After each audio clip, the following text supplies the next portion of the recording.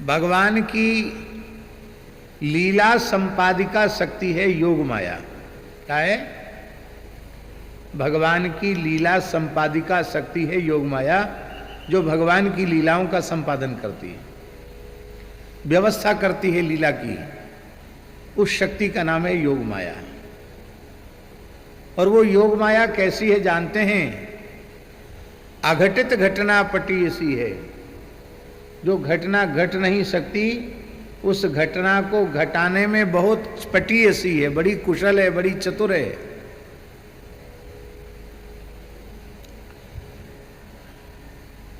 आप विश्वास कर सकते हैं कि अयोध्या की संपूर्ण प्रजा राम जन्मोत्सव के समय दशरथ जी के महल के भीतर आ गई। आप विचार कर सकते हैं क्या? संभव है क्या?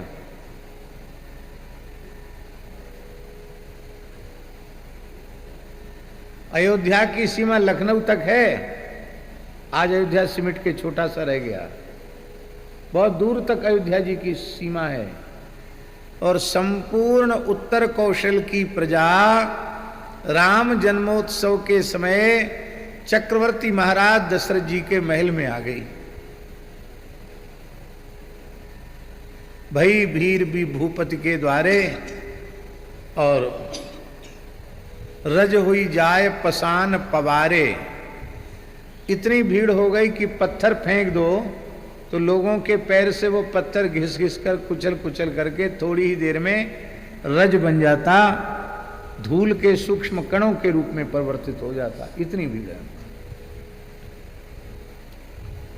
संभव तो नहीं है, पर भगवान की अचिंत्य लीला संपादिका शक्ति योग माया अयोध्या की चले क्या? अनंत ब्रह्मांडों के जीवों को चक्रवर्ती महाराज दशरथ के महल के प्रांगण में उपस्थित कर सकती है। भगवान की योग माया के लिए कोई कठिनाई नहीं है। भगवान ने ब्रज लीला में गोवर्धन धारण किया। 7 कोस के गिरिराज हैं और 84 कोस के ब्रजवासी और उनकी गैया बछड़ा बचिया सबके सब गिरिराज जी के नीचे आ गए। 84 कोस की गैया 7 कोस में आ सकती हैं क्या? और सभी ब्रजवासी आ सकते हैं क्या? नहीं आ सकते। पर भगवान की अचिंत्य लीला संपादिका शक्ति योग माया के प्रभाव से 7 कोस के गिरिराज जी में सारी 84 कोस की प्रजा आ गई। और एक उदाहरण हम आपको दें।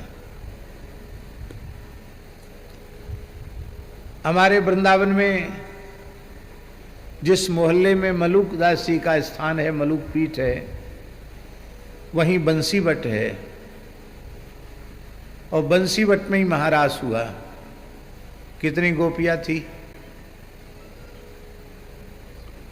8, 10, 12, 15, 16, 100, 200, 500, 1000 कितनी थी? संत तो कहते हैं अनंत कोटि। करोड़ नहीं, करोड़ों में भी अनंत लगा दिया, कोई गिनती नहीं थी। इतनी गोपियां एक मोहल्ले की जगह में आ सकती हैं, यमुना जी के पुलिन में आ सकती हैं। पर ये भगवान की योग माया मुपाश्रिता। छोटे प्रदेश में भी अनंत प्रदेश को स्थापित कर देने की क्षमता भगवान की अचिंत्य शक्ति योग माया में। ठीक इसी प्रकार से एक सूर्योदय से लेकर एक सूर्यास्त के समय में 1 महीने के समय को प्रतिष्ठित कर देने की सामर्थ्य भगवान की लीला संपादिका शक्ति योग माया में है। आपको तो एक दिन एक रात, एक दिन में 1 महीने की बात लग रही है। मार्कंडेय जी ने कहा, प्रभु मैं आपकी योग माया का दर्शन करना चाहता हूं। भगवान ने कहा ठीक है, हो जाएगी। वो अपनी यज्ञशाला में बैठे प्रज्वलित अग्नि में आहुति दे रहे थे। एक आहुति हाथ में ली, शाकिली की और बोले नारायणाय नमः स्वाहा।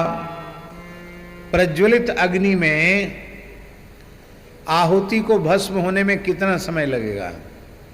बोलो। खूब अग्नि धधक रही हो और इतनी सी आहुति को जलने में कितना समय लगेगा? 1 मिनट भी नहीं लगेगा, आधा मिनट भी नहीं लगेगा, चौथाई मिनट भी नहीं लगेगा, 1 सेकंड में जल जाएगी। इतनी देर के समय में मार्कंडेय ऋषि को अनुभव हुआ कि हाथी के सूंड के समान मोटी मोटी जलधाराएं गिर रही हैं और हमारे देखते देखते भूरलोक, भुवरलोक, स्वर्गलोक सब जलमग्न हो गया और महाप्रलय का दृश्य उपस्थित हो गया। उनको लगा कि लाखों करोड़ों वर्ष उस समुद्र के महाप्रलय के जल में हमको थपेड़े खाते हुए व्यतीत हो गया। कभी किसी मगरमच्छ के पेट में चले जाते, कभी बाहर आ जाते, कभी भीतर चले जाते। अंत में समझ गए कि अब मैं तो बिल्कुल मरा, हाय मरा, प्रभु अब मेरी रक्षा कीजिए। जैसी हृदय से पुकार निकली तो क्या देखते हैं, प्रयाग की बात है। तो देखते हैं बटपत्र के ऊपर एक छोटा सा बालक अपने दोनों हाथ से अपने पैर को पकड़ के पैर का अंगूठा मुख में डाल रहा है। तो मार्कंडेय जी सोचने लगे कि कैसा विचित्र बालक, इतना छोटा, इतना सुंदर बालक इस प्रलयकालीन जल में ये बच कैसे गया? और बट का पत्ता कितना बड़ा होता है, इतना बड़ा, इतने बड़े पत्ते पर लेटा है तो लाल जी कितने होंगे इतने छोटे से।